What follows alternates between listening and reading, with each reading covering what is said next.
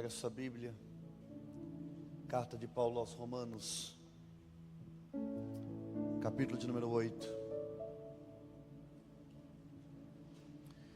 versículo de número 18, carta de Paulo aos Romanos, 8:18. Enquanto você encontra, a pastora Gabriela está em Mojimirim. Meu sobrinho, filho da irmã dela, estava marcado para 25 de outubro, decidiu que não ia esperar. Nasceu, ela foi para lá para se alegrar com a família, estar perto, ajudar a cuidar. Por isso ela não está aqui, mas semana que vem ela volta. Ore por ela, ore pela nossa pastora. Carta de Paulo aos Romanos, capítulo de número 8, versículo de número 18. Está escrito assim: porque para mim eu tenho por certo que as aflições do tempo presente não podem ser comparadas com a glória que há de ser revelada em nós. Porque para mim eu tenho por certo que as aflições do tempo presente não podem ser comparadas com a glória em que há de ser revelada. Porque para mim eu tenho por certo que as aflições deste tempo presente não são para ser comparadas com a glória em que nós há de ser revelada. Olhe para alguém que está ao seu lado e diga para ela: quando a eternidade pesa mais que o sofrimento. Se assente, por favor.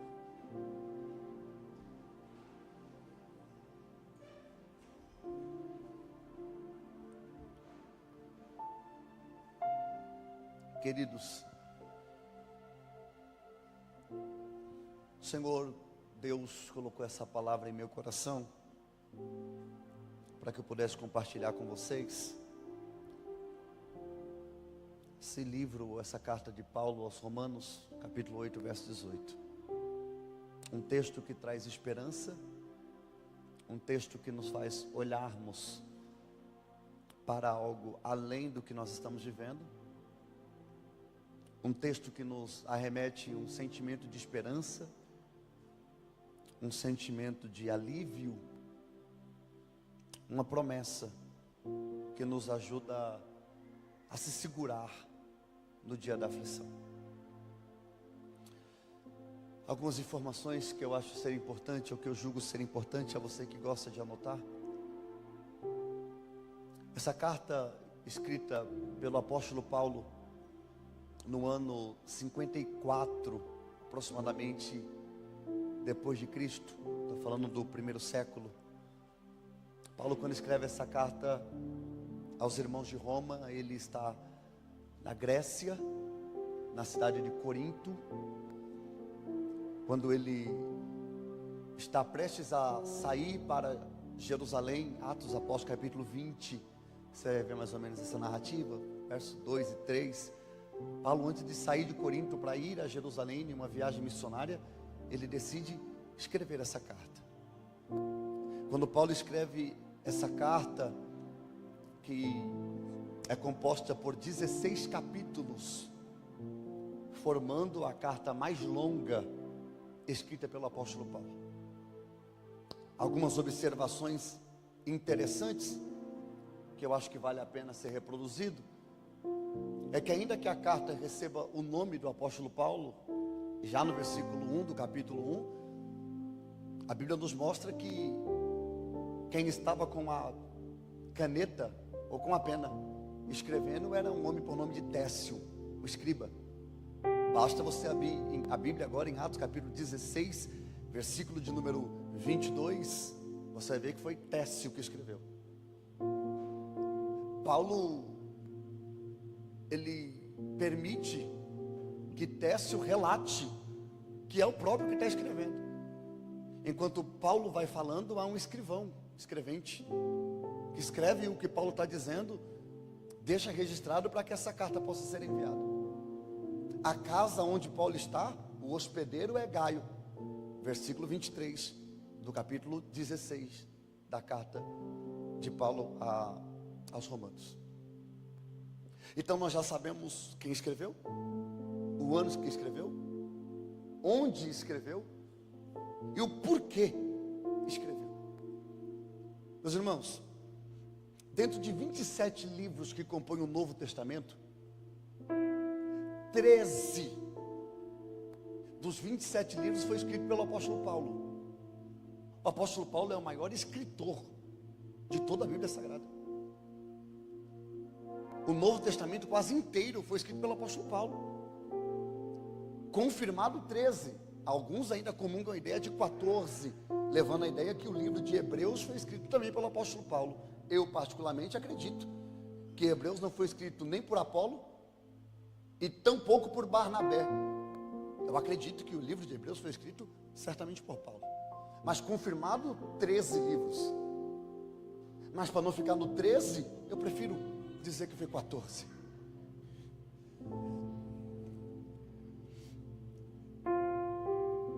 A maioria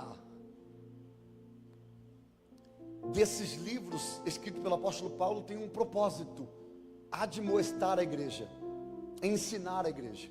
Uma observação: das 13 cartas escritas pelo apóstolo Paulo, 9 delas foi escrito para igrejas, 3 delas foi escrito para pastores, como Timóteo, Tito, e uma carta pessoal, que é para Filemão. Dentro dessas 13 cartas, algo interessante a ser relatado sobre a carta aos Romanos: a carta aos Romanos é a única carta que o apóstolo Paulo escreveu para uma igreja que não foi ele que fundou. Todas as outras igrejas que Paulo escreveu carta foi fundada pelo próprio apóstolo Paulo. A única igreja que não foi fundada por ele, que ele escreveu carta, foi a igreja dos irmãos que estavam em Roma.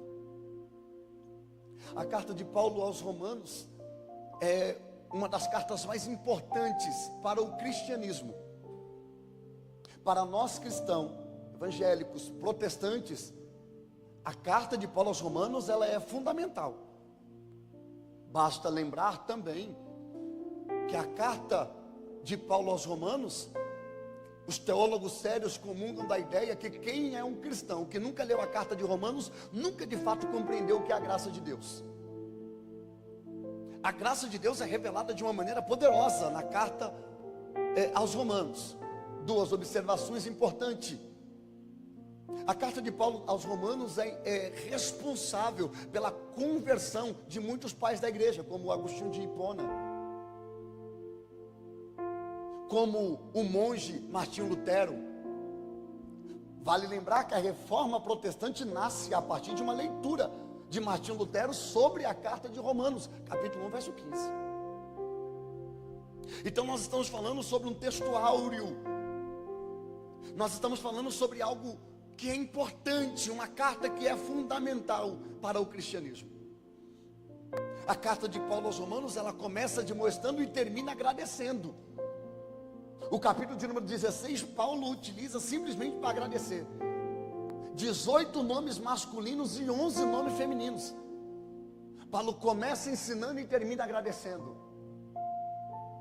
Porque Paulo reconhece que o ministério não é feito por uma pessoa, mas por uma equipe.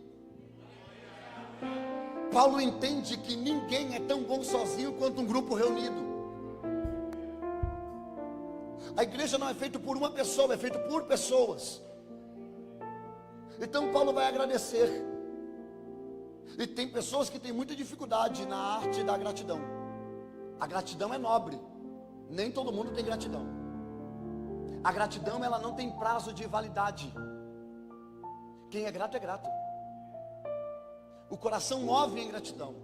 A gratidão, ela é a memória do coração. E a ingratidão, ela é a amnésia da alma. Tem pessoas que têm tanta dificuldade, Emília, de agradecer, que quando você faz alguma coisa, ela diz para você: você não fez mais do que sua obrigação.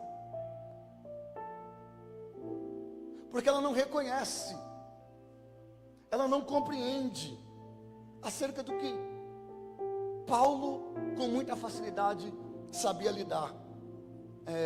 com essas situações. Pois bem, contextualizando a carta de Paulo aos Romanos, Paulo tem uma preocupação quando ele escreve essa carta. Ele está preocupado em admoestar a igreja e revelar à igreja de Roma acerca da justiça de Deus.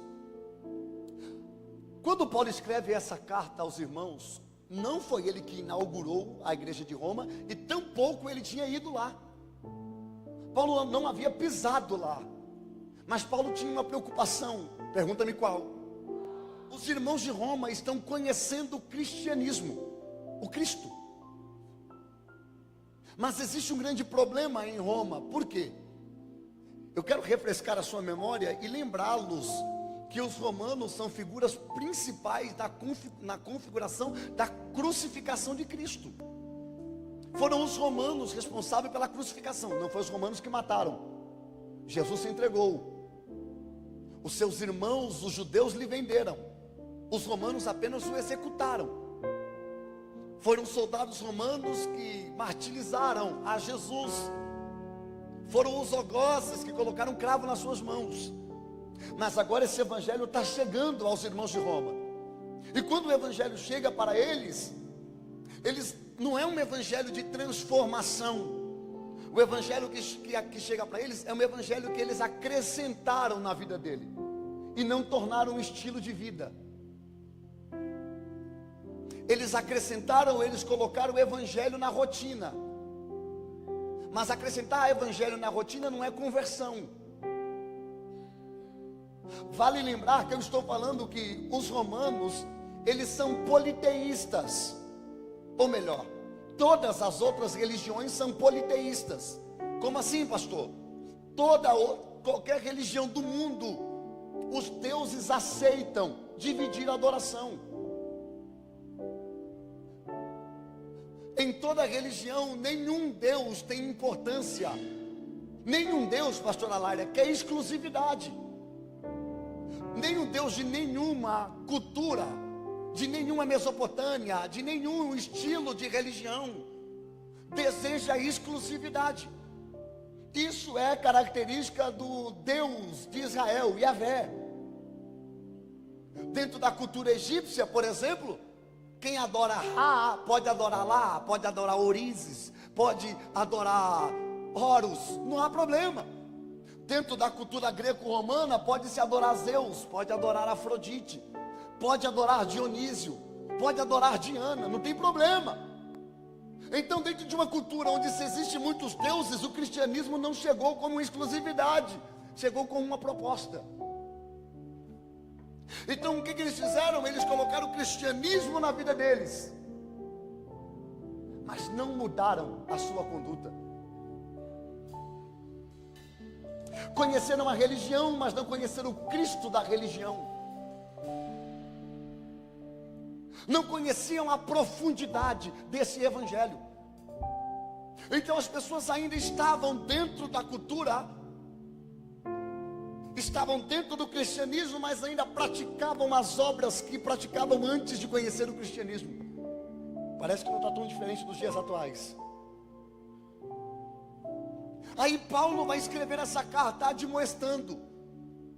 E o propósito de Paulo é ensinar. O propósito de Paulo é o quê?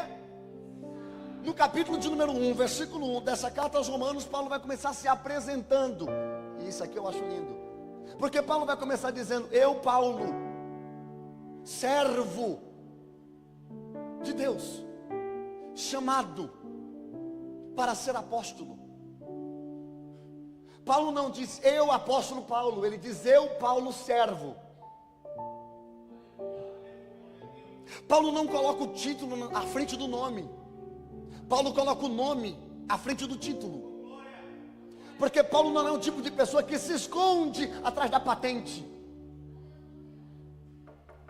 Paulo não é alguém que quer se esconder ou se promover através do cargo, da posição que tinha. Paulo está dizendo: eu sou Paulo, coloca o meu nome, depois coloca a minha posição, depois coloca o meu título. Paulo está dizendo: quem eu sou é mais importante do que a posição que eu tenho.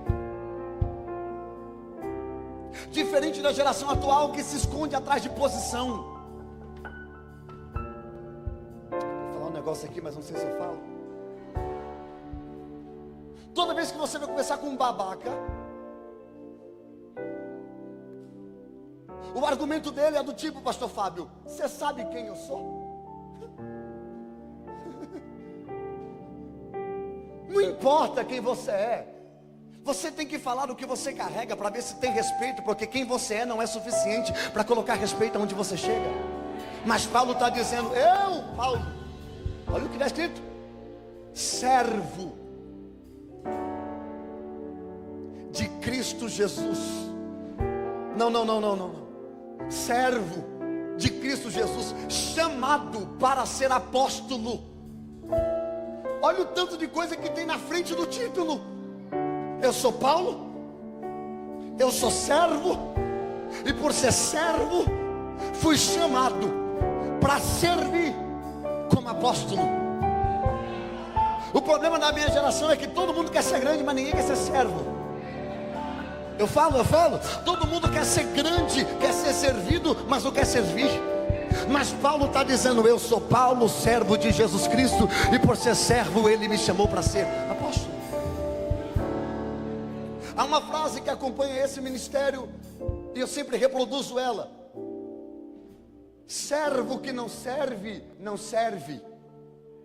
Vou de novo: servo que não serve, não serve.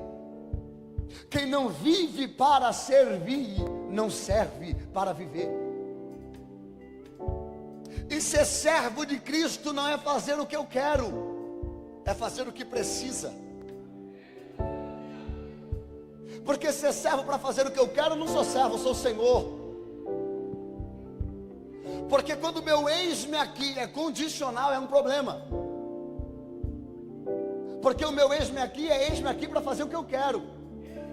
Não é o eis-me aqui para fazer o que precisa ser feito. Mas quem é servo de verdade reconhece que o Senhor manda e que o servo obedece. Paulo, eu gosto desse texto, porque Paulo aqui vai se apresentar com o nome hebraico. Lembrando que Paulo, ele tinha dupla cidadania. Ele era Saulo e era Paulo. Ah, pastor, Deus mudou o nome de... Não mudou nada, Deus acrescentou. Está escrito lá: Saulo, que também se chama Paulo. Saulo é a palavra usada pelos gregos, pelos romanos. Paulo é a palavra usada no hebraico. Mas enquanto Saulo apresenta-se homem grande, poderoso, respeitado, Paulo significa pequeno, humilde e servo. Paulo está escrevendo aos irmãos de Roma, mas ele não dá a característica ou o nome de romano. Ele não está dizendo: eu Paulo, eu Saulo, eu grande, eu autoritário. Não, Paulo está dizendo: eu Paulo, humilde, pequeno. Porque Paulo entende que quem se diminui faz com que Deus continue crescendo sobre a sua vida. Paulo está olhando aos irmãos de Roma, está escrevendo e admoestando. Vale lembrar que o imperador desse tempo aqui, Tiago, o nome dele é... O nome do imperador do tempo aqui é Nero. Qual é o nome dele? Nero foi um dos piores governadores que já teve em Roma. De todos que passaram, Nero é considerado um dos piores e mais sangrentos. Nero é responsável por martirizar os cristãos. Nero, ele perseguia os cristãos e dizia aos cristãos: como é que vocês deixaram de adorar ao imperador para adorar ao Cristo? Porque lembra, eu falei isso na série de Apocalipse, havia um culto que era feito ao imperador, um culto feito a César, um culto feito a Nero. Mas agora o cristianismo está crescendo. As pessoas estão deixando de adorar a Nero para adorar a Cristo. E a fala de Nero é: como vocês podem deixar de me adorar, que sou tão grande, tão poderoso, Senhor do mundo, para adorar um Cristo que foi crucificado por nós? O argumento de Nero é: o seu Cristo é fraco. Roma o deteve, Roma o paralisou. Como é que vocês podem servir um Cristo que é pobre, nascido numa manjedoura, nunca teve reino nessa terra? O que que ele conquistou? Olha para mim, olha para a minha história. Eu domino o mundo inteiro antigo. Eu sou Senhor em todas as terras, todos me respeitam. Tem estátua minha espalhada por todas as nações, conquistada por mim. Vocês trocaram me adorar para adorar esse Cristo que eu, como imperador de Roma, o venci, o detive. Mas o cristianismo, quanto mais Nero perseguia, mais o cristianismo se propagava e crescia. Gente, eu acho que os perseguidores de igreja deveriam estudar um pouco mais a história, para entender que quem quer destruir uma igreja não deve persegui-la, porque quem persegue a igreja não paralisa ela, mas propaga o seu crescimento.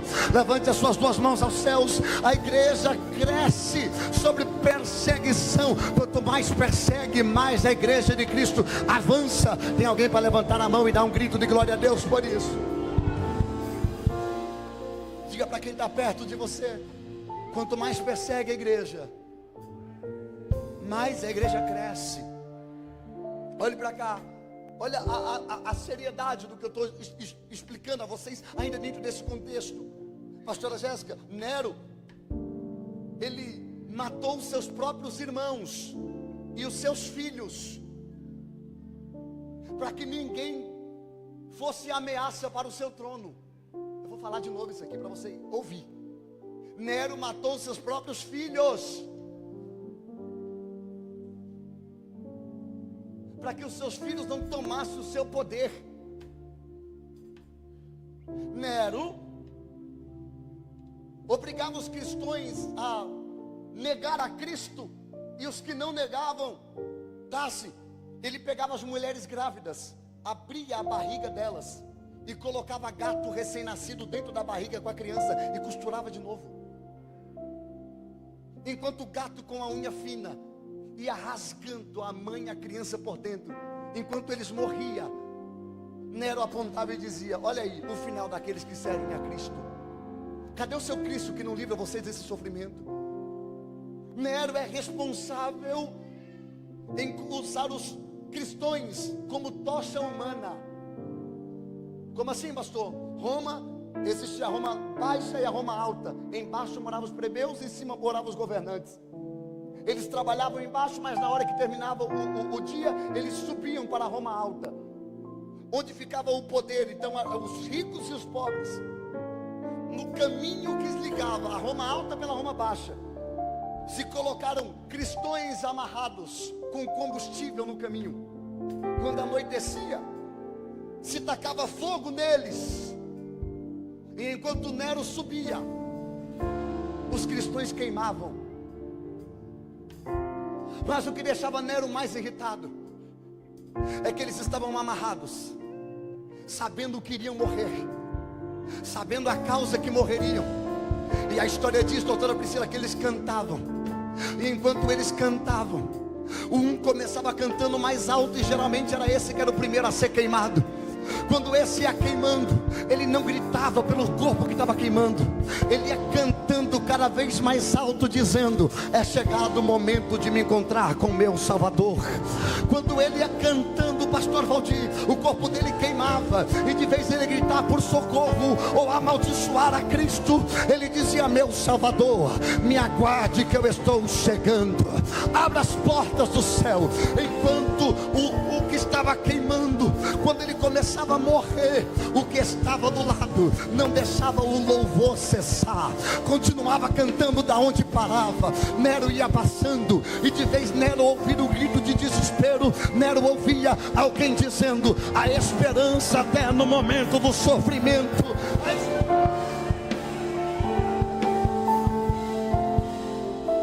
Aleluia!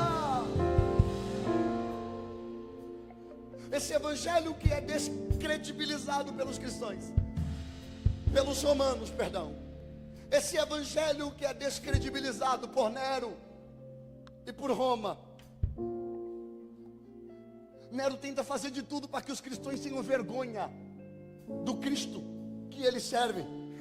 É por isso que Paulo, escrevendo Romanos, no capítulo 1 ainda, no versículo de número 16, Paulo vai mandar um recado. Paulo vai dizer: ei, e deixa eu dizer uma coisa para vocês. Eu não me envergonho do evangelho de Cristo. Eu vou de novo. Porque eu não me envergonho do evangelho de Cristo. Lê o que Paulo está dizendo, Éder. O que Paulo está dizendo é: vocês estão pensando que eu não fui ainda porque eu tenho vergonha? Vocês acham que eu não fui aí ainda porque eu tenho medo de chegar aí e vocês caçoarem da minha fé? Gente, eu conheço o que é evangelho. Vocês não sabem o que é evangelho. Eu sei. Eu não me envergonho da cruz. Eu não me envergonho de servir a um Cristo que nasceu na manjedoura. Eu não me envergonho de pregar um Cristo que foi crucificado. Eu não me envergonho de pregar que teve cravo nas mãos dele. Eu não me envergonho de dizer que lhe transpassaram com uma lança. Eu não me envergonho. Por que você não se envergonha, Paulo? Paulo vai dizer: eu não me envergonho do evangelho de Cristo, porque ele é poder de Deus para a salvação de todo aquele que crê. Paulo está dizendo para vocês: o evangelho é vergonha. Para mim, evangelho é poder de Deus. Alguém olha para você e diz: você não se envergonha de ir em uma igreja ficar gritando? Você não se envergonha de estar em um ambiente domingo pela manhã adorando a um Deus que você nunca viu? Você não se envergonha? E quem tem convicção do evangelho que ele alcançou, dá o mesmo grito que Paulo deu: eu não me envergonho. Para vocês pode ser vergonha, para mim a cruz não é vergonha. Para mim a cruz é poder de Deus, e eu fui salvo através desta cruz. Paulo está admoestando a igreja, ensinando a igreja.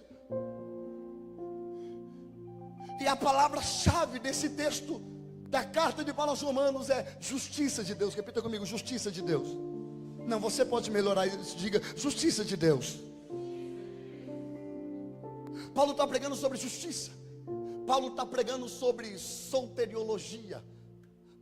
Por 30 vezes somente nessa carta, Paulo vai falar sobre solter e soltérios. O que é isso, pastor? Solter, salvador. Soltérios, salvação. Por 30 vezes, em 16 capítulos, Paulo vai dizer para o povo sobre salvação. É um livro carregado de graça. Paulo está dizendo: não é merecimento, gente, é graça. Ninguém merece, gente, é graça. Mas Paulo não tem medo de pregar a verdade. A carta de Paulo é uma carta difícil de ser lida. Ainda no capítulo de número 1, Lucas, Paulo vai virar o canhão em direção aos romanos e vai dizer para ele: vocês estão errados. Vocês rejeitaram a normalidade de Deus, se entregaram aos seus próprios desejos. Até a vida do casal já não é mais uma vida normal. Até os costumes naturais foram perdidos. Vocês se perderam tanto que tem homem se deitando com homem, mulher se deitando com mulher. Paulo dá um grito dizendo: volte às práticas naturais. Porque esse povo está acostumado a adorar Afrodite. Afrodite é a deusa da sensualidade. E no culto de Afrodite é liberado orgias e prostituição, trocas de casais, prostituições, orgias. Paulo está dizendo: na cultura que vocês estavam inseridos, isso é normal. Mas eu estou trazendo vocês para uma nova mentalidade. Nesse evangelho que vos prego, de um Cristo crucificado, é necessário ter uma vida de renúncia. Abrir mão do seu próprio desejo, da sua própria vontade. Seremos alcançados pela graça de Jesus. Paulo vai moer os romanos, os gentios. Eu imagino os judeus, a igreja primitiva, lendo essa carta dizendo: eita, Paulo, pregador do chicote, Paulo fala a verdade mesmo, olha lá. Quando Paulo chega no capítulo 2, pastor Valdir, ele pega o canhão e vira, e aponta para a igreja, para os judeus, a igreja primitiva, e vai dizer para eles: ei, a mesma graça que salvou eles, salvou nós também. Porque a lei que eu estava preso, e vocês também, não nos salva. Porque a lei foi cumprida em Cristo. E só existe salvação por intermédio de Cristo. O que Paulo está dizendo é: ei, vocês não pensem que vocês são melhor do que eles. Porque o mesmo caminho que eles fazem para ser salvo, nós precisamos fazer também. E não adianta se esconder atrás da religião. E não adianta se esconder atrás da Bíblia. E não adianta se esconder atrás de costume. E não adianta se esconder atrás de credencial. E não adianta se esconder atrás de ritos. E não adianta se esconder atrás de mitzvot. E não adianta se esconder atrás de lei isolada. A graça que salva o gentil também salva o judeu. No capítulo 3, Paulo vai falando sobre a dependência, que todos dependem. Todos dependem da mesma graça, porque todos pecaram. Repita comigo: todos pecaram. Não melhore e diga: todos pecaram. Paulo está dizendo: ei gente, está todo mundo dependendo da mesma graça. Mas quando chega no capítulo 7, não dá para eu fazer exegese de tudo. Mas quando chega no capítulo 7, Emília, Paulo pega o canhão e vira para ele. Esse texto é maravilhoso, pastor Valdir, porque ele começa nos gentios, vira para a igreja, prega a salvação e depois vira o canhão para ele. E deixa eu dizer uma coisa para vocês: não é porque que eu estou pregando que eu sou melhor que vocês, não. A mesma graça que vocês precisam, eu também preciso. A mesma graça que o ouvinte precisa, o pregador também precisa. A graça que salva o membro, salva o pastor. O que salva não é a credencial e nem a posição, é a graça. Aí Paulo vai trazer uma revelação. Bem baixinho. Se Paulo fosse, o pastor Reginaldo, um pregador do século 21, a agenda dele estava vazia, a igreja não ia ouvi-lo, porque a mensagem dele, Paulo vai olhar e vai dizer, olha o versículo 18, capítulo 7. Olha o que Paulo vai dizer, gente, olha isso. Porque eu sei que em mim, isto é, na minha carne, não habita bem nenhum. Na versão JV, eu sou o primeiro a não prestar.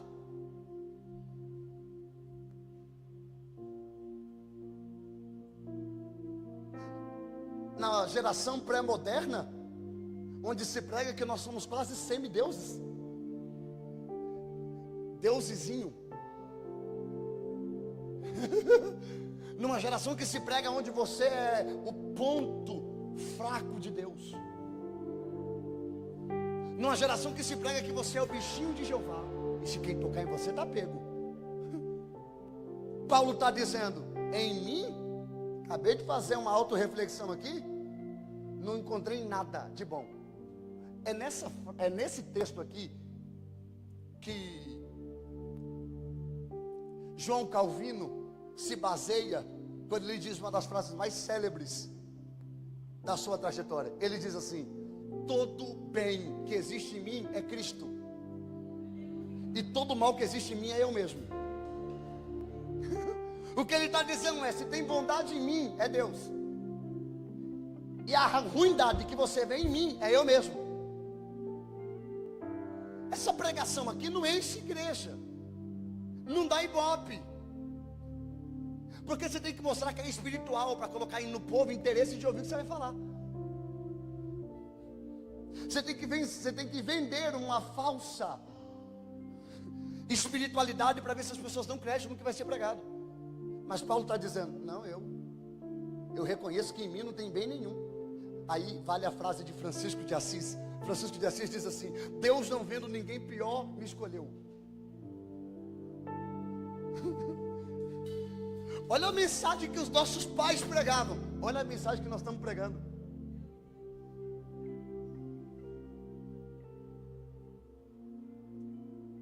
Você é o ponto fraco do coração de Jesus. E sabe como a igreja está? E Deus olhando assim. Olha Paulo com o canhão virado para ele. Se você tiver aí, você tem que dar um grito de glória. Eu vejo que nenhum bem há em mim, pois o querer, por querer o bem que está em mim, mas não fazer. Pois não faço o bem que eu quero, mas o mal que eu não quero, eu faço. Melhorando, Giovana, o que Paulo está dizendo é: eu me esforço muito para tentar fazer o bem, o mal eu nem percebo. Quando eu vejo, já fiz, falei, acabou. Para fazer o bem é tão difícil. Eu luto para andar certo, eu luto para ser uma referência, eu luto para prestar, mas quando eu percebo eu não presto mesmo. Eu passo o dia inteiro tentando fazer certo. Um minuto que eu paro de me esforçar, a natureza grita e eu faço tudo errado. Aí o texto, olha o que Paulo vai dizer. Eu quero que você imagine a cena, Paulo pegando esse microfone e lendo o versículo 20. Olha o que ele vai dizer: mas se eu faço o que eu não quero, já não sou eu quem o faz, e sim o pecado que habita em mim. Agora o 21, Éder. Assim encontro esta lei: quando quero fazer o bem, o mal reside em mim. Dá uma olhada nos olhos verdes de quem está do teu lado. Vai ficar verde agora, é profético. Diga assim para ela: o mal reside em você. Difícil falar isso, né? Por isso que Jesus disse que o que faz mal não é o que entra. Quando eu era pequeno, pastora Jéssica, lembra? Lá na escolinha das crianças, eu aprendi que eu tinha que vigiar e orar. Vigiar e... Para mim, vigiar e orar era você, olho aberto, vigiando, e mão levantada orando. Eu estou vigiando e orando. Aí eu fui crescendo um pouco mais, eu aprendi que vigiar e orar, você fecha um olho, com um você ora, com o outro você vigia, você ora. Aí eu fui ler a Bíblia. Aí quando eu leio a Bíblia, eu descubro que o que faz mal não é o que entra. Aí a minha geração está preocupada com o que pode comer, com o que pode beber. Aí pastor, será que se eu comer carne de porco eu vou para o inferno? Porque eu li lá no Êxodo lá que não pode comer carne de porco. Você está com medo de ir para o inferno pelo que você come, meu filho. O mal não é o que entra, o mal é o que sai. Alguém está comigo? Mensagem ruim, hein? Verso 24. Vê se você tem coragem de ler isso comigo. Aí Paulo vai terminar a mensagem dizendo assim, bem pentecostal: miserável homem. Alguém diz: Paulo, quem é miserável? Nós? Paulo diz: não, eu. Miserável homem que eu sou. Eu gosto de Paulo, cara. Paulo é sem filtro, transparente. Paulo vai dizer assim: Cristo veio morrer pelos pecadores, cujo eu sou o principal deles.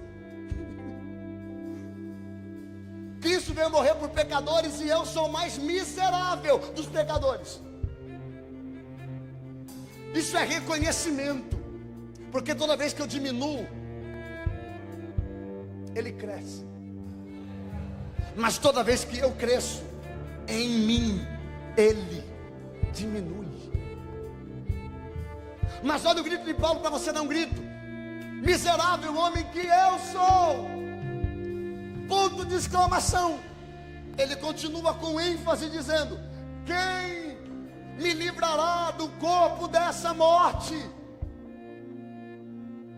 Isso aqui para nós não faz nenhum sentido, parece, né? Mas quando você aprende a cultura romana, vai clarear a sua cabeça agora para você dar um glória, gostoso. Quando você estuda a cultura romana, um homem quando assassinava alguém, ele não era preso. Quando um homem assassinava alguém, ele não ia para uma prisão. Essa não era a sentença de quem matava alguém. A prisão era para crimes menores. Num tempo em que vida se paga com vida, Quando se mata alguém, Maria Fernanda, não vai preso. Quando se mata alguém, tem que esconder o corpo. E se alguém descobrir, Samuel, que você matou alguém, a pena é fazer você levá-lo até onde você enterrou o corpo, desenterrar o cadáver com a mão, e depois de desenterrar o cadáver em decomposição, os soldados pegam o cadáver e amarram o cadáver no corpo do assassino, rosto com rosto, tórax com tórax, perna com pernas, braço com braço, boca com a boca. Pastor, não estou entendendo. O corpo de quem morreu está em decomposição, agora amarrado no corpo do assassino. O assassino precisa andar nas ruas de Roma, carregando o corpo que ele assassinou, como um protesto à família de quem ele assassinou. E se ele sobreviver às infecções causadas por aquele corpo, ele está livre. Mas o difícil é sobreviver, porque o corpo que está em decomposição, apodrecendo, está apodrecendo também o corpo de quem está vivo. Então quem mata alguém carrega o cadáver de quem matou. Quando você entende a cultura, esse grito faz sentido. O que Paulo está dizendo é: miserável homem que eu sou, quem pode me livrar do corpo dessa morte? O que Paulo está dizendo é: o antigo eu matei, mas eu ainda o carrego, e o antigo eu pesa dentro de mim, porque eu carrego ele todo dia. Tem um cadáver que está em mim, que ele todo dia cheira mal. De vez em quando ele até grita, de vez em quando ele até fala, de vez em quando ele até fala, de vez em quando ele até decide, de vez em quando ele até ordena, de vez em quando não é eu que carrego ele, é ele que me carrega, porque quando eu me enfraqueço, ele sobrevive. É um cadáver que ainda fala. Oh meu Deus do céu, o que Paulo está dizendo é: quem eu era ainda existe dentro de mim, e se eu não tomar cuidado, o meu antigo eu volta a tomar decisões, volta a resolver problema. Então todo dia eu tenho que carregar esse corpo. É de duas uma: ou eu sou forte para carregá-lo, ou eu me rendo e deixo com que ele vença essa guerra. Eu pensei que quando eu matei o meu velho homem, eu nunca mais se encontraria com ele, mas a verdade é essa: todo dia eu vejo ele na minha cama, na minha casa, no meu dia a dia. Tem coisa, Priscila, que de vez em quando eu falo, que eu penso: eita, isso aqui não sou eu, ei, eu sou crente, ei, eu sou pastor, ei, eu não deveria falar isso. Pastor, por que falou? Porque o velho homem, nós carregamos ele diariamente. E Paulo está dizendo: eu não sou melhor do que ninguém, eu também carrego marcas, eu também tenho sofrimento, mas a mesma graça que alcançou a vocês, me alcançou também. Está pregando um evangelho que pode ser vivido. Vou de novo. Paulo está pregando um evangelho que é capaz de ser vivido. Pastor, não estou entendendo. Não é um evangelho novelesco, não é um evangelho mentiroso, não é um evangelho fantasioso. Paulo não está dizendo vocês têm que melhorar. Paulo está dizendo nós precisamos melhorar. Evangelho sem máscara. E é difícil, pastora Jéssica, hoje você viver um evangelho que você não precisa usar máscara, porque as pessoas preferem ser enganadas do que ver o teu verdadeiro rosto.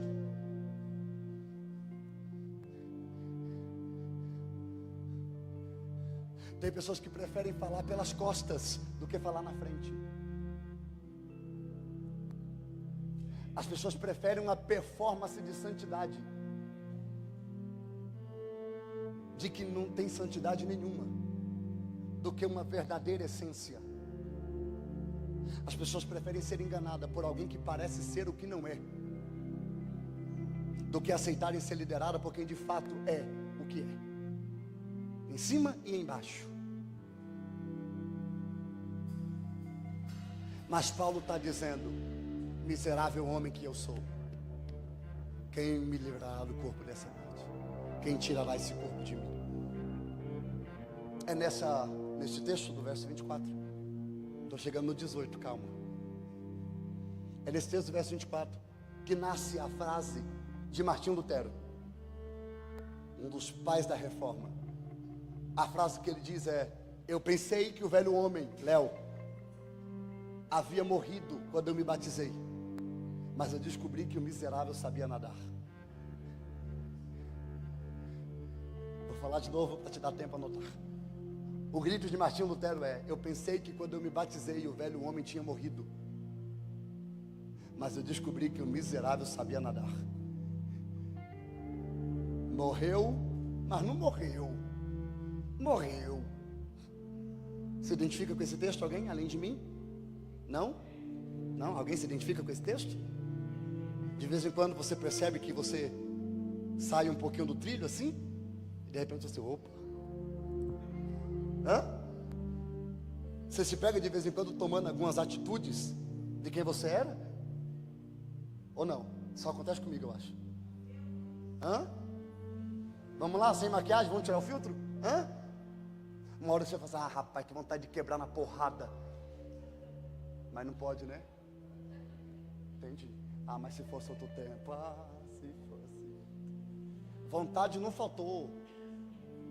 É que você deixou o eu regenerado decidir. Porque se você deixa o eu que tu carrega decidir, já tinha perdido o réu primário.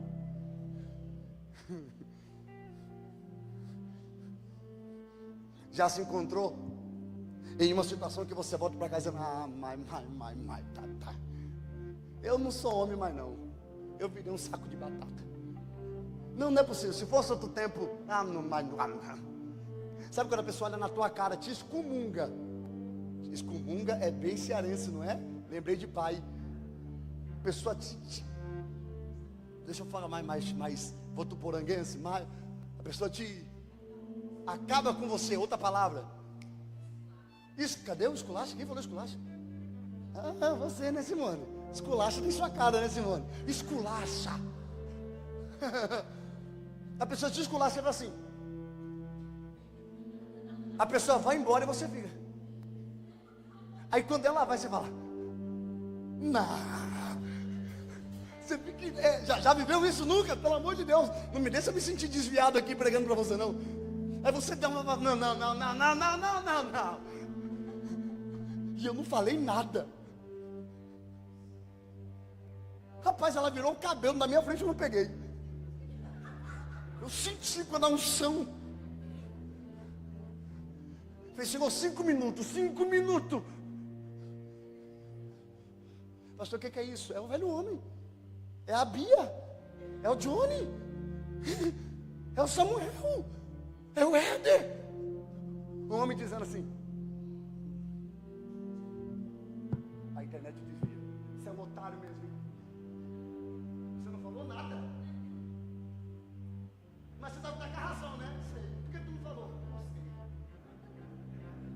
Não, mas eu queria falar um montão. Vou melhorar. Vou atualizar aqui. E quando você pega o celular,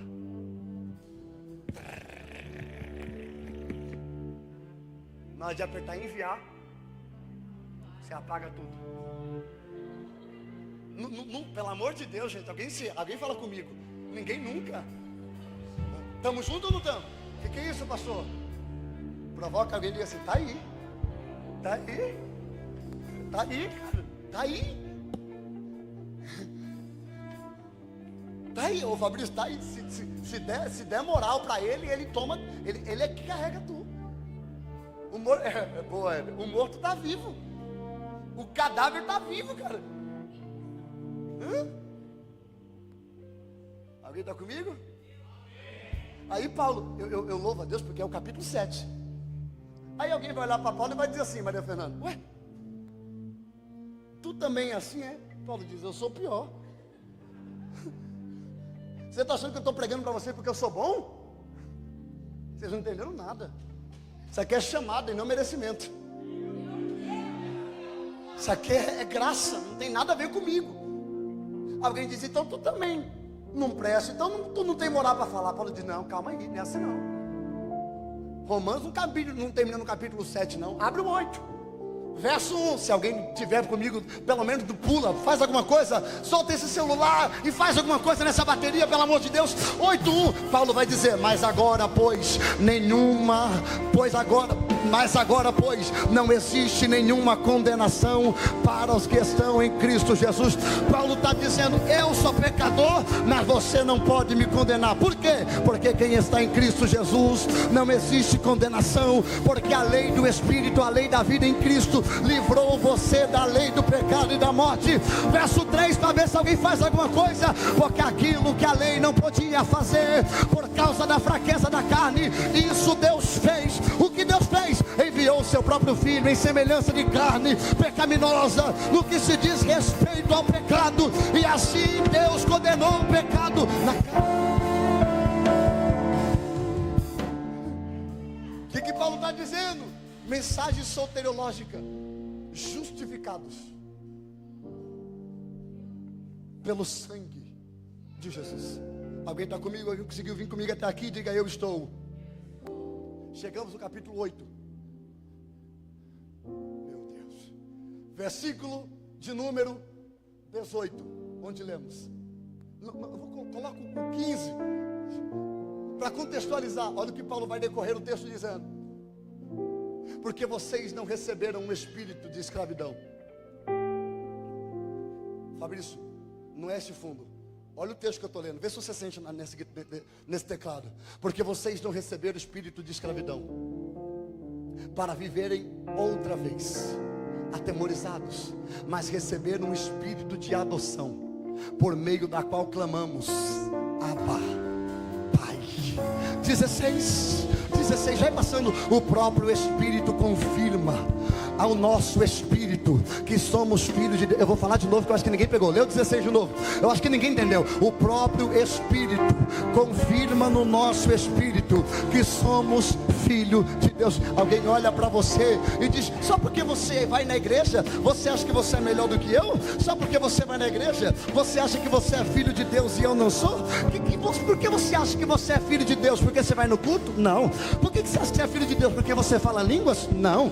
Por que você acha que você é filho de Deus? Porque você canta no departamento? Não. Por que você acha que é filho de Deus? Porque você agora é pastor? Não. Por que você acha que é filho de Deus? Eu te conto, porque o Espírito de Deus confirma no meu espírito, e no meu espírito eu sinto, eu sou filho de Deus. Aí Paulo vai continuar dizendo no 17, pastor Amauri, e se somos filhos, somos também herdeiros. Eu vou de novo. E se somos filhos, somos também herdeiros. Vou de novo. E se somos filhos, também somos herdeiros. Herdeiros de Deus, co-herdeiros com Cristo. Vai, e com Ele sofremos, para que também com Ele seremos glorificados. Eu vou de novo. Com Ele sofremos, mas com Ele também seremos glorificados. Com Ele sofremos, mas com Ele também seremos glorificados. Com Ele sofremos, mas com Ele também seremos glorificados. Com eles sofremos, mas com Ele também seremos glorificados. Com Ele sofremos, mas com Ele também seremos glorificados. Eu vou falar até você entender.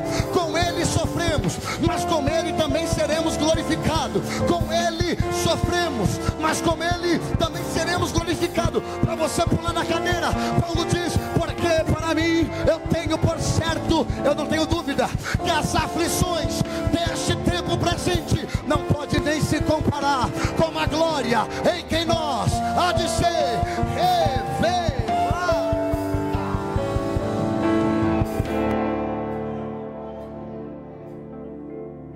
Provoca quem está do teu lado e diga, suporta o sofrimento. Não, melhore, diga, suporte o sofrimento, porque a glória é bem maior do que o sofrimento.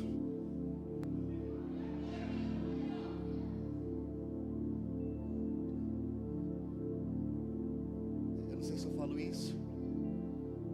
Evangelho, cristianismo é sofrer pela causa. Atos capítulo de número 1, Jesus vai dizer, e vocês serão cheios do Espírito Santo, e sereis a minha testemunha, tanto na Judeia como em Samaria, até os confins da terra. A palavra testemunho que aparece ali é martírios.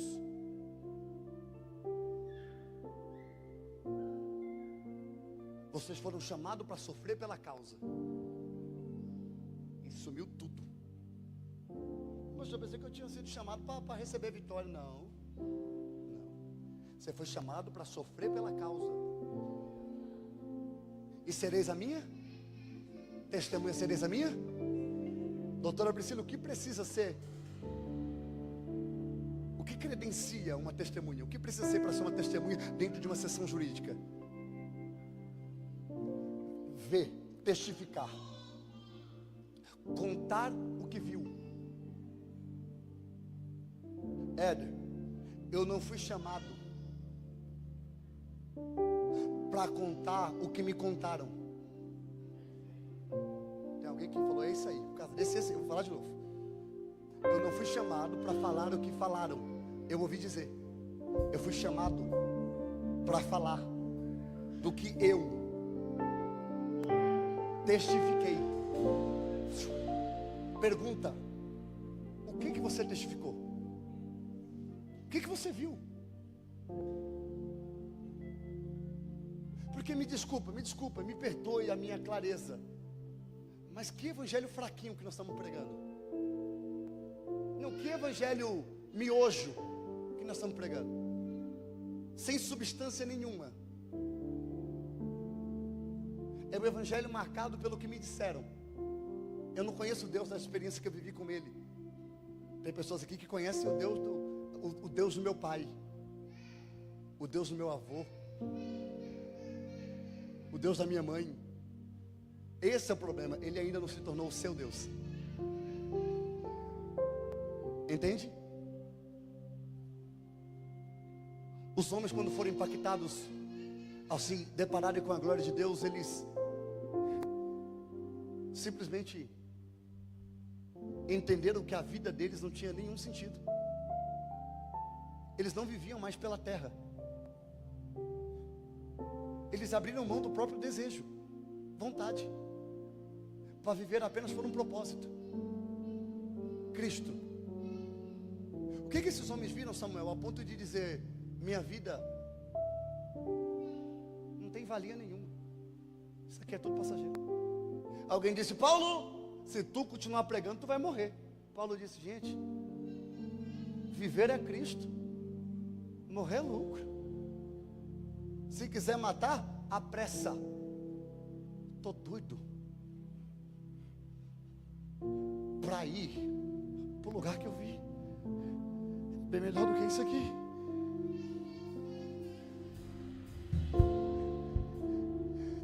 Esse versículo até fica bonito numa postagem de uma foto, mas quando se descobre o peso dele, dá vergonha de postar. Pastor, qual? Paulo diz assim: a vida que hoje vivo não é mais minha, porque agora não vivo mais eu, mas Cristo vive. Você sabe o que é Cristo vive em mim? Paulo está dizendo assim: esse corpo aqui não tem vontade. Eu abri mão de tudo que eu poderia ser. Eu abri mão de tudo que eu poderia me tornar, para emprestar o meu corpo para Ele viver a vida dele em mim. Pastor, e se eu quiser usar esse versículo, como que eu coloco? Coloco assim: Cristo vive em mim e eu também.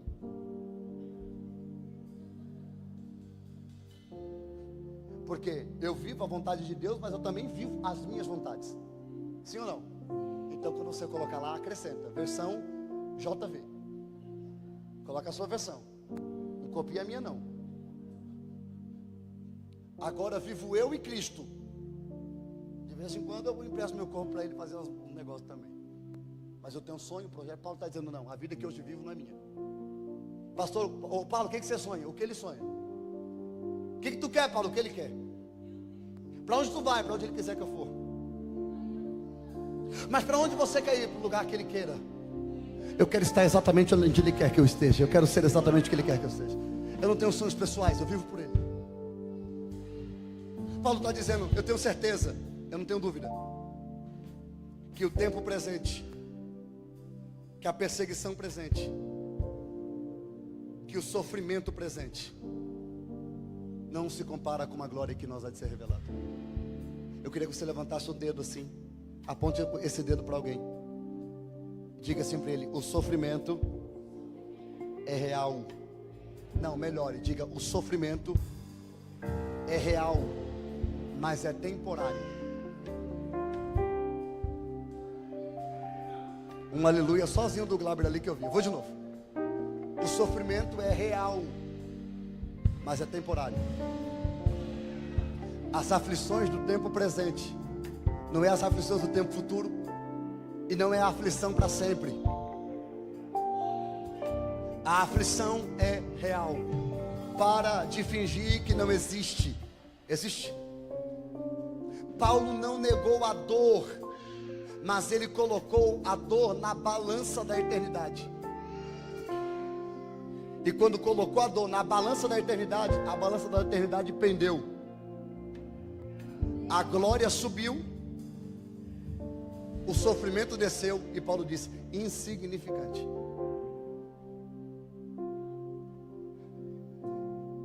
Não dá para comparar. Vai doer? Vai. Vai sofrer? Vai. Mas não vai matar. Fala ou não? Crente não mede a sua fé pela ausência de dor, mas pela firmeza da esperança. Jesus nunca te prometeu uma vida sem problema, e tampouco sem aflição. O próprio Cristo disse: neste mundo, quem está no mundo ainda diz amém. Então é nesse aqui: neste mundo tereis aflições, mas tem de bom ânimo, porque eu venci o mundo. Jesus não disse: fica tranquilo que no mundo é só vitória.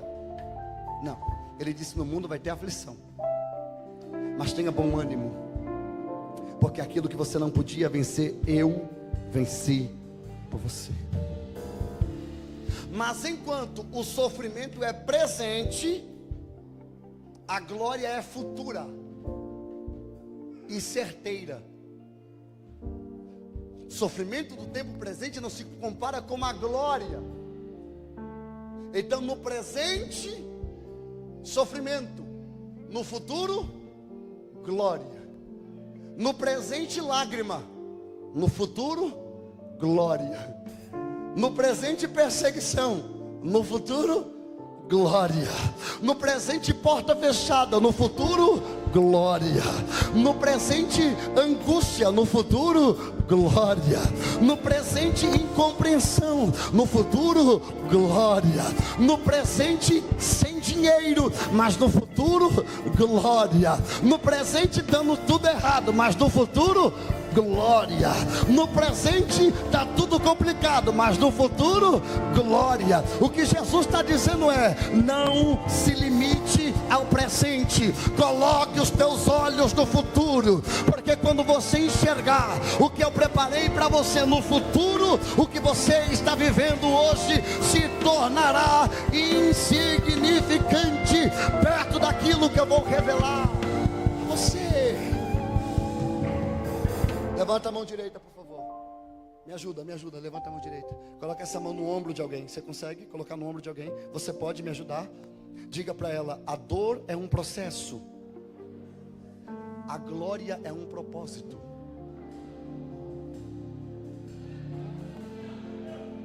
Não? Se eu tivesse aí, eu tinha dado 3 pulos da cadeira. Eu vou falar de novo então. A dor é um processo, a glória é um propósito. Pergunta: você vive pelo processo ou se move pelo propósito? Pastor, estou tão desanimado. O que aconteceu para me desanimar tanto? Você está olhando para o processo, perdeu os olhos, tirou os olhos do propósito, e já não tem mais convicção pelo que está caminhando. Porque olhando para o agora, está tudo caído. Mas quem olha para o céu não se desespera no chão, Só o Glauber de novo. Vou de novo. Quem olha para o céu não se desespera no chão. A esperança do santo é a revelação da glória de Deus.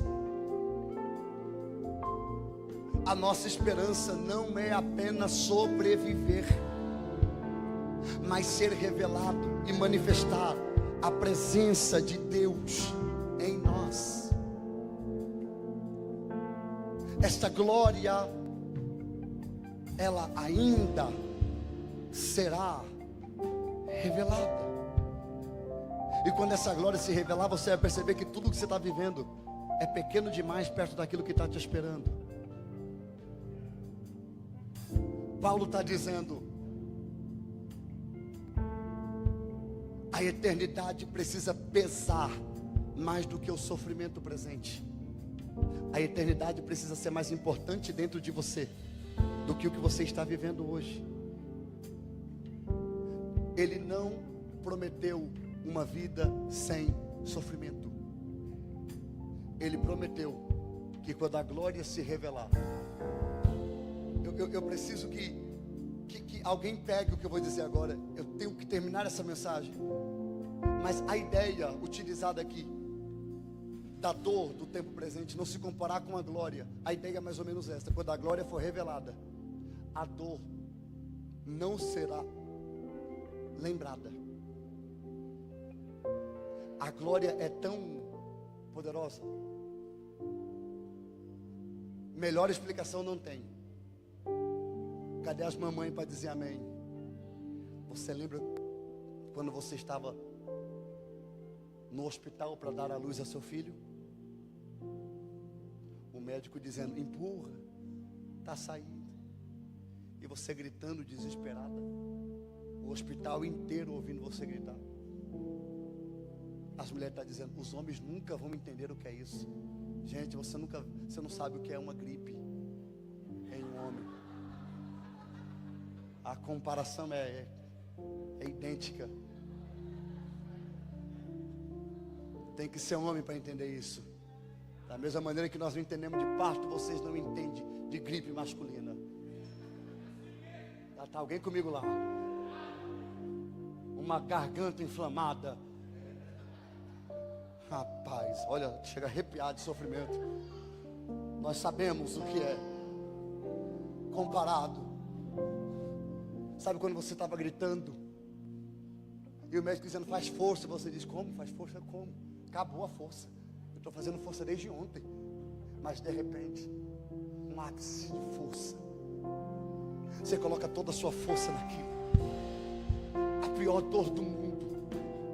Mas de repente, quando você coloca toda a força e você sente a dor mais aguda da sua vida, de repente você ouve um choro. Quando você ouve o choro, o médico diz: saiu a cabeça, empurra. Você coloca toda a força e quando a criança sai, o médico pega a criança, coloca no seu braço, e em questão de segundos, toda aquela dor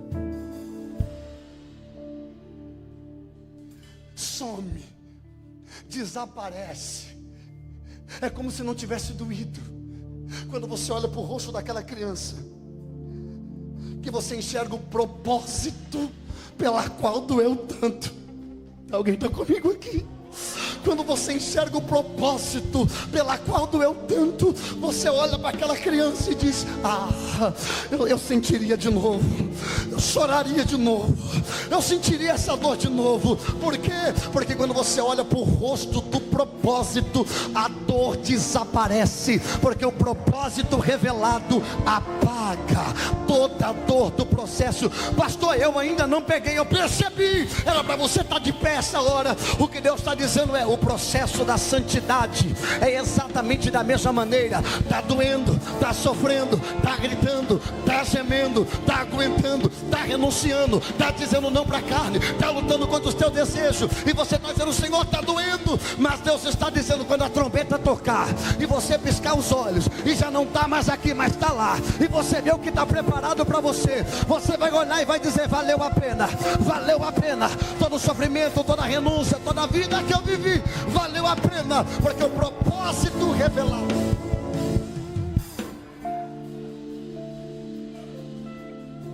Levante a mão direita ao céu, coloca a mão no ombro de alguém, diga para ele: você precisa olhar mais para o céu. Diga: quem olha para o céu, melhor, e diga: quem olha para o céu suporta melhor na terra.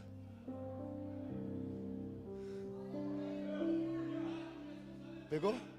Pastor Valdir, quem olha para o céu suporta mais fácil o processo. Posso dar um conselho como pastor dessa igreja? Alguém aqui é ovelha desse pastor? Diz amém. Quando tiver difícil, você quiser desistir, levanta a cabeça, olha para o propósito.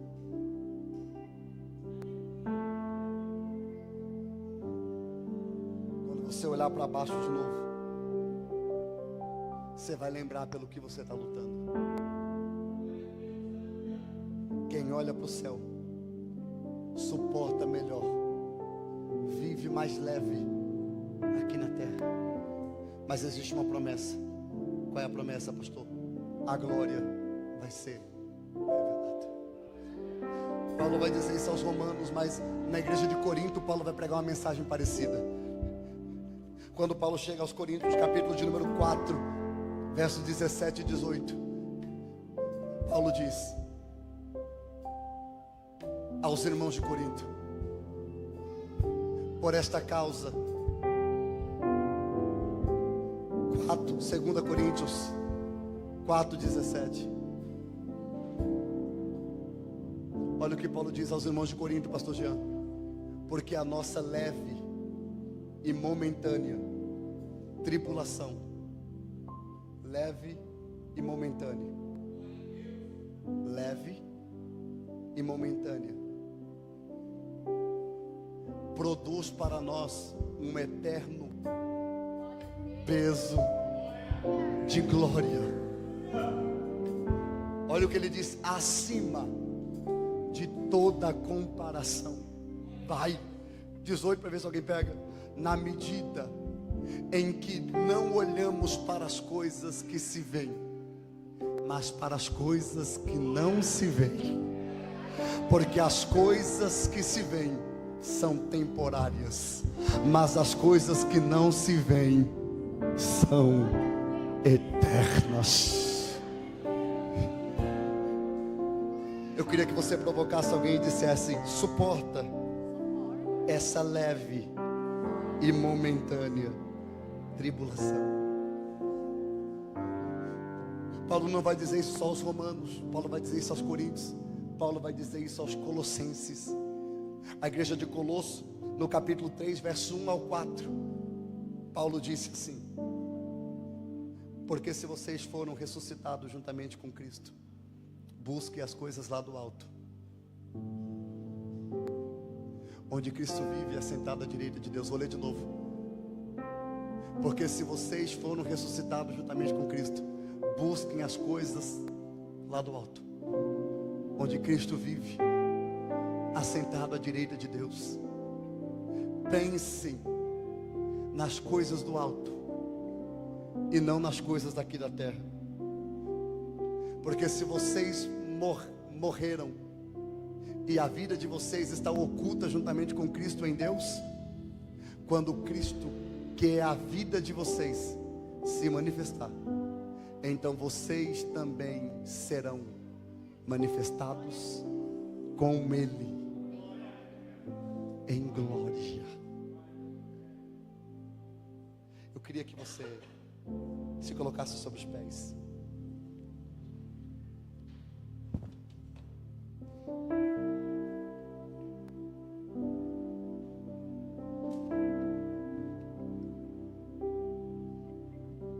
pastor, mas eu não estou vendo. A glória é invisível, mas está em formação. Porque o que está invisível hoje será a beleza do amanhã. O que está oculto hoje será a beleza do amanhã. A glória há de ser revelada. Quando essa glória for revelada, ela vai transformar tudo. A glória futura não será apenas vista, mas será vivida por cada um de nós. Pastor Valdir, Paulo está se consubstanciando a Êxodo 16, quando o Senhor diz: manda o povo se consagrar, porque amanhã eu vou revelar a minha glória. Deus sempre quis revelar a glória dele. Essa glória que passou por toda a história, essa glória que estava na nuvem, essa glória que estava no tabernáculo, essa glória que enchia o templo, essa glória que movia o povo, essa glória que direcionava, ela é revelada em Jesus. Jesus é a glória, o Rei da glória manifesto. A glória nasceu numa manjedoura. A glória ressurge em Cristo. A glória foi revelada. Mas quando Paulo está falando sobre essa glória, Paulo está dizendo: uma glória foi prometida, e a glória que foi prometida foi revelada. E através dessa glória revelada, nós poderemos viver a glória que está reservada. Porque a glória veio até nós para se revelar, mas agora nós vamos até ela. O que Paulo está dizendo é: a glória desceu, se manifestou na terra e se revelou a nós. Mas existe uma glória que está sendo preparada por aquele que é o Rei da glória. E essa glória ainda não foi revelada.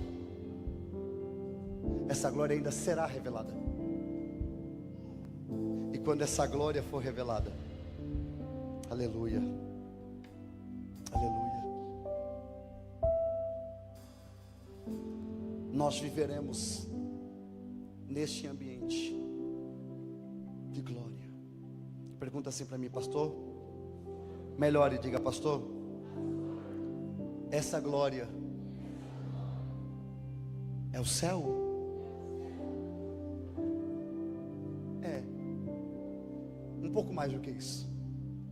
Fica de pé, eu já vou liberar você.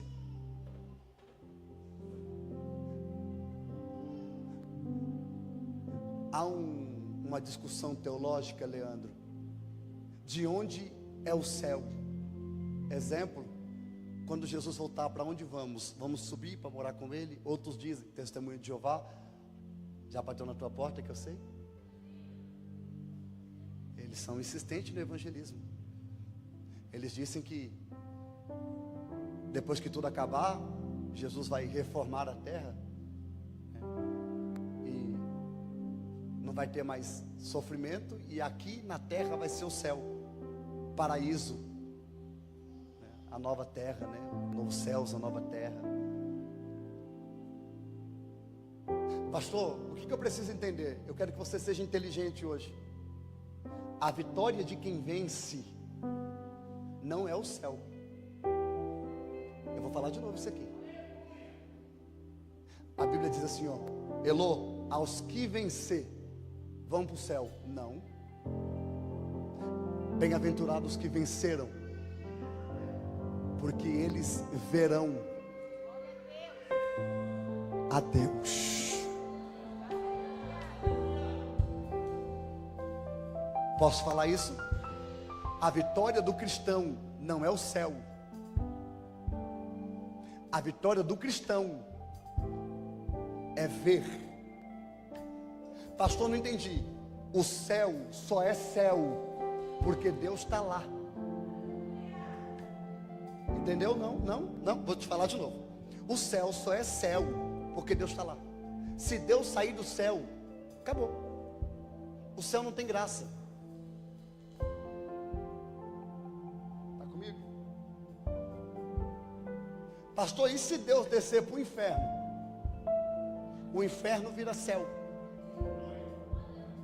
Porque o que torna o céu especial Não é o que está preparado lá, é quem preparou. Pastor, quando Jesus voltar, onde vamos estar? Com Ele. Vou de novo. Onde vamos estar? Com Ele. Eu vou pela terceira vez. Onde vamos estar? Com Ele. Ô Éder, se ninguém pegar, eu sei que você gosta desse assunto de escatologia. Pega você comigo isso aqui. Depois que Jesus casar com a igreja no arrebatamento, a igreja nunca mais larga dele, porque a igreja é a noiva. Quando a igreja casa, se torna um só. É por isso que depois dos 1000 anos, depois do acordo de paz, quando forem destruir Israel, a Bíblia diz que a nova Jerusalém vai pousar em cima da velha Jerusalém. E em cima da nova Jerusalém, quem vai estar lá? Cristo e a igreja. Pastor, e por que a igreja vai estar lá? Porque a igreja já está casada, e casada não pode mais largar o seu esposo. Pastor, onde nós vamos estar? No céu, na terra, onde que fica? Nós vamos estar onde Ele estiver, e onde Ele está é o que torna. Provoca alguém, diga: a vitória de quem vence é ver a face de Deus. Feche os teus olhos. Eu queria que vocês cantassem Além do Rio Azul, pode ser? Feche os teus olhos. Coloca a mão no teu coração.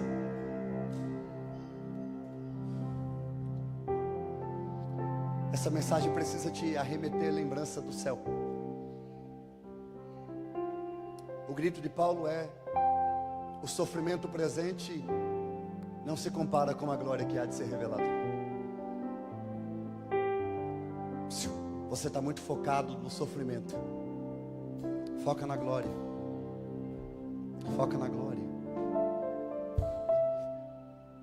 Foca na glória. Oh, Senhor. Quem participa da cruz também participa da coroa. Eu vou de novo. Quem participa da cruz também participa da coroa. Não existe participar da coroa sem antes ter participado da cruz. Fecha os olhos, aguenta, suporta. Eu sei que não é fácil, eu sei que é complicado, mas você não está lutando por essa terra, você está lutando pelo céu. O céu é tomado à força. Pare de olhar a porta que fechou. Para de olhar para a conta que tem para pagar. Para de maldizer a sua vida. Você está se preocupando demais com coisas passageiras e está perdendo o foco de coisas eternas. O Senhor manda eu lhe dizer: que saudade do tempo que você se preocupava com santidade. Que saudade do tempo que você se preocupava com o que eu estou sentindo. Que saudade do tempo que você pensava no que eu sentia, no que eu achava. Quando foi que eu me tornei tão insignificante para você? Quando foi que eu me tornei tão fácil, descartado na sua história? Na primeira oportunidade da sua vida, você me tira dela. Eu sou a coisa menos importante da sua história. Você diz que me ama, mas há muito tempo você não tem tempo para mim. Sua vida está tão corrida que eu fiquei de segundo plano. Lembra do tempo que eu fazia parte da sua rotina? Lembra de quando você não saía de casa sem falar comigo? Lembra de quando você me amava? Que saudade de quando você me amava. Como eu sinto falta das nossas tardes. Como eu sinto falta das nossas conversas. Todos os dias eu sento na beira da tua cama e espero você falar comigo, mas você anda tão cansado.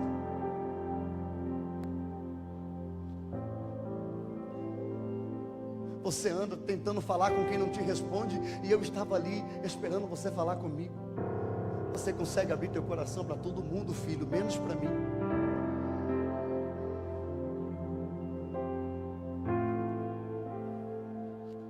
Que saudade do tempo que você pelo menos tentava.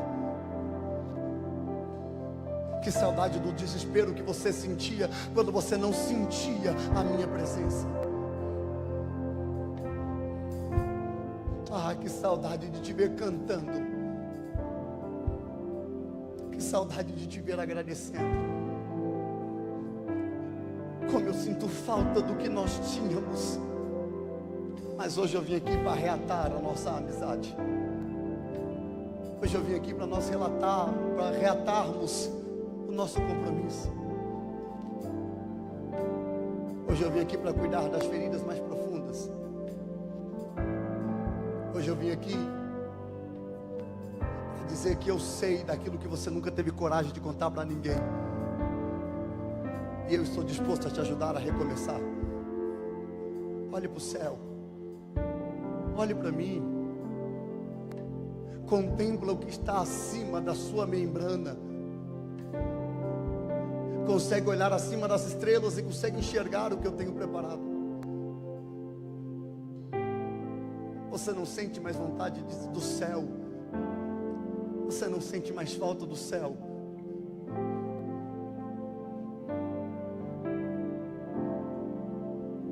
Mas hoje eu vim te lembrar. Esquece um pouco os teus problemas.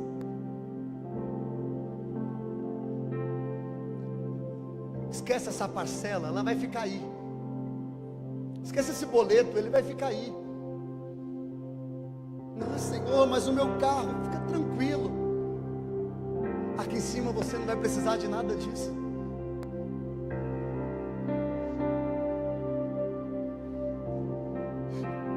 Senhor, mas eu tenho que correr atrás, eu preciso ter uma casa. Você está muito preocupado com uma casa terrena. Eu preparei uma morada aqui no céu para você. Olha para cá. Faça uma oração sincera agora.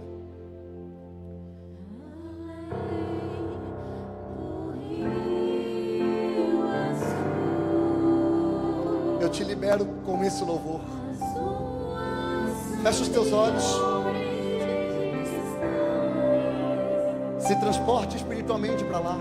Ali tudo é vida, ali tudo é paz, morte, choro, nunca mais, tristeza e dor, nunca mais, além do rio azul.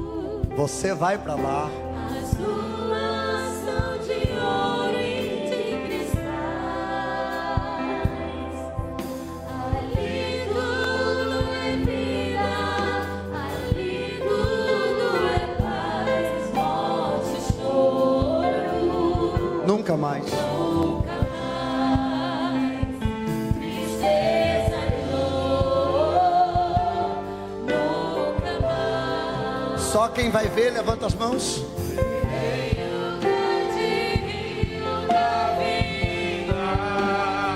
Fecha os teus olhos.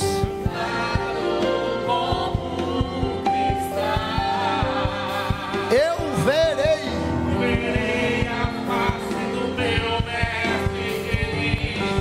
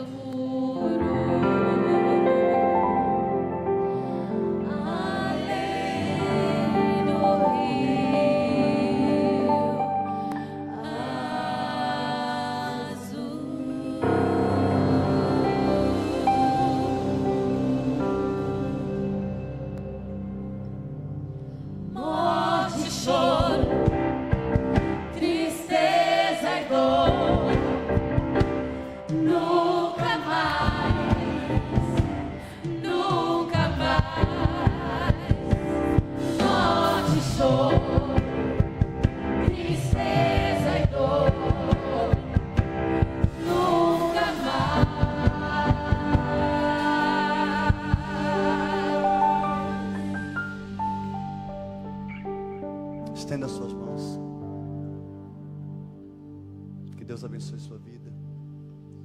Que Deus abençoe sua casa. Que Deus abençoe sua família.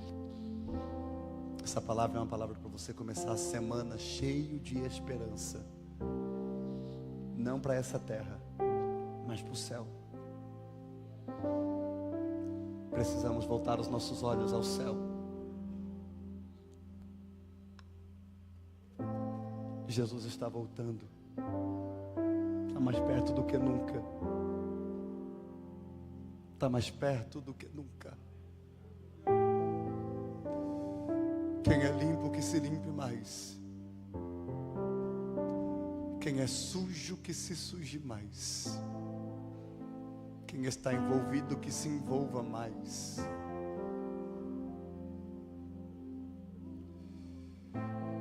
Ele está voltando. Ele está voltando. O sofrimento não se compara. No inferno não tem nenhum dia de alegria. E no céu não existe nenhum dia de tristeza.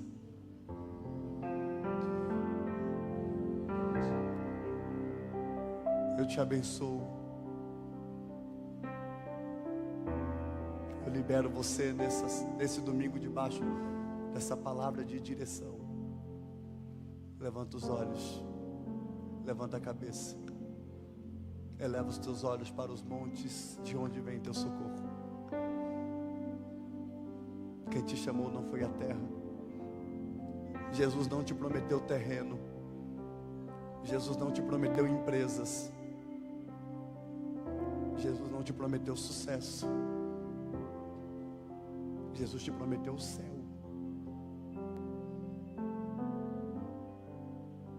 Eu sinto o peso.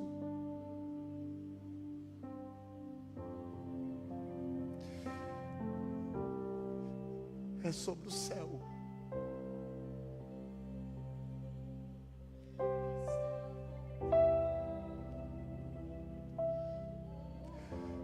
Não existe dinheiro no mundo que compre o céu. E Ele te deu pela graça, mas não foi de graça. Foi pago um alto preço.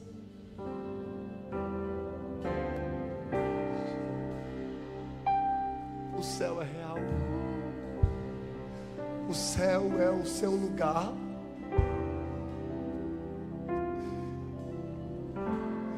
Não espere nada da terra. Diminua a expectativa da terra. Aumente a expectativa do céu. Se Ele voltar hoje, tomara que Ele volte. Maranata, ora vem. Está voltando. Eu sinto saudade do céu. Tiago, tem algo dentro de mim que tem saudade de lá.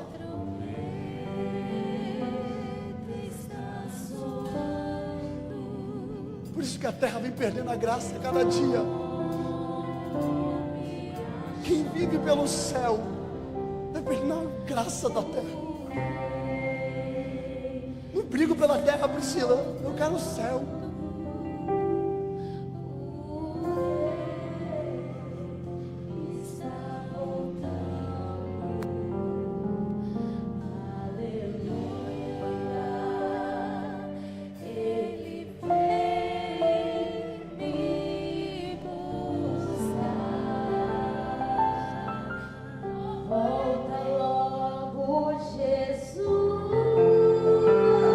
Consegue dizer isso? Vem me levar pra casa.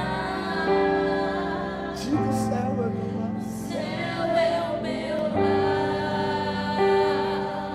Eu sinto o peso. Céu é minha morada. Você consegue dizer isso? Volta logo, Jesus.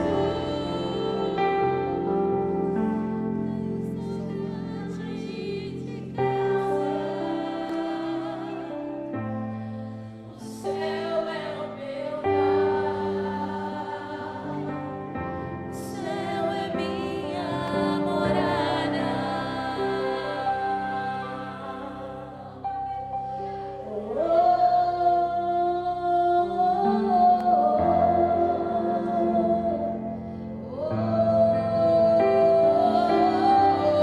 Você consegue dizer Maranata? Maranata, hora vem. Você consegue dizer isso? Maranata, hora vem, vem.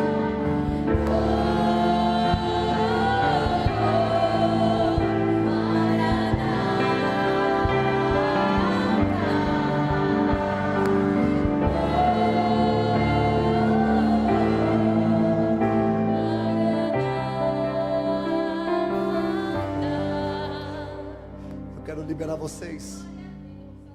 A hora nós já passamos.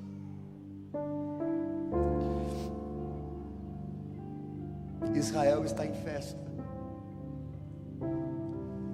Depois de 3.000 anos foi assinado o acordo de paz.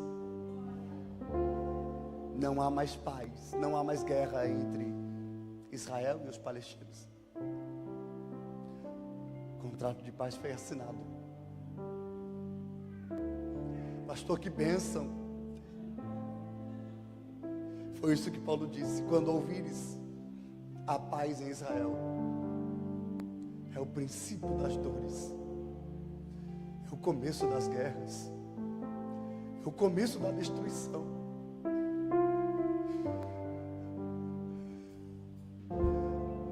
Ontem eu chorava na minha casa orando, porque eu leio a Bíblia desde os meus 10 anos.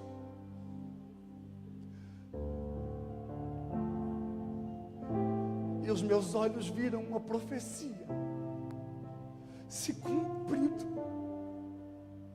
Uma profecia escrita há 3.000 anos atrás por Daniel, se cumprindo nos meus olhos.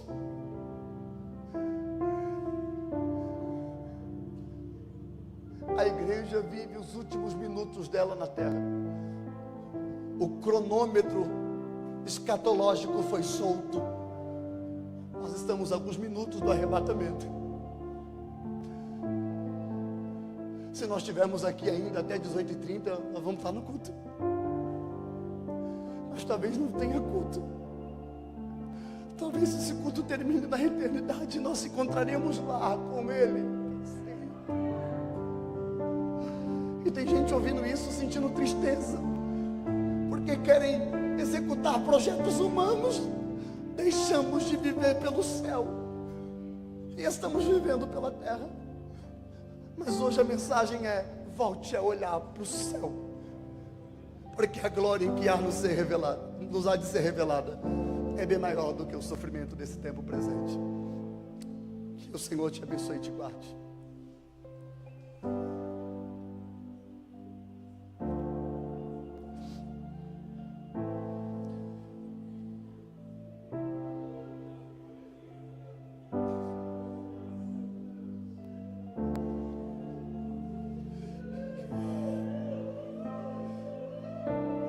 Que o Senhor faça resplandecer o teu rosto sobre ti e tenha misericórdia de ti.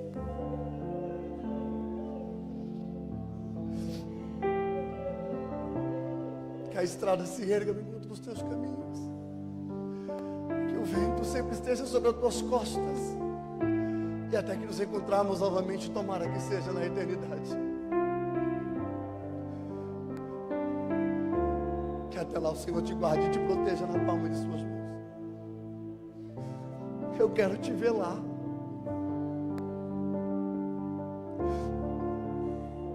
Israel, eu quero te ver lá, filho.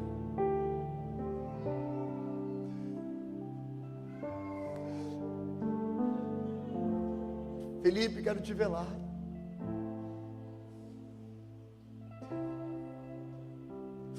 Glauber, eu quero te ver lá, Glauber.